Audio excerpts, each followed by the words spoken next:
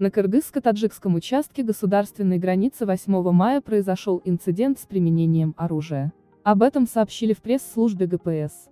В местности Чек-Баткенской области произошел конфликт между жителями приграничных районов Кыргызстана и Таджикистана из-за вопроса использования 50 соток участка Чек. Данный участок является неописанным, но фактически использовался кыргызской стороной. Около 30-40 граждан Кыргызстана и 30-40 граждан Таджикистана начали закидывать друг друга камнями. В ходе инцидента прозвучал выстрел из охотничьего оружия. С целью недопущения эскалации конфликта пограничные наряды Кыргызстана и Таджикистана произвели несколько предупредительных выстрелов в воздух. На некоторое время ситуация разрядилась.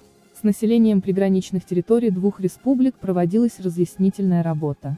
Однако, пограничники Таджикистана неожиданно открыли минометный огонь в направлении кыргызских пограничников и граждан Кыргызстана, говорится в сообщении. В настоящее время обстановка на кыргызско-таджикском участке границы характеризуется как сложная.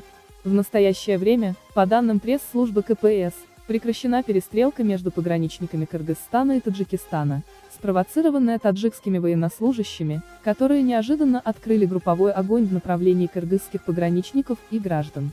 В данное время проходят встречи пограничных представителей Кыргызстана с пограничными представителями Таджикистана по стабилизации обстановки на данном участке кыргызско-таджикской госграницы. В ходе перестрелки получили ранения различной степени трое военнослужащих ГПС КР, которым оказывается необходимая медицинская помощь.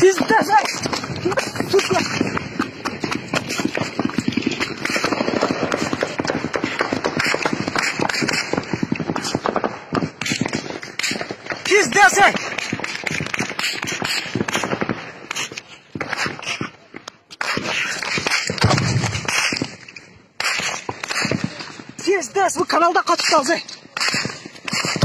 Вот, сука.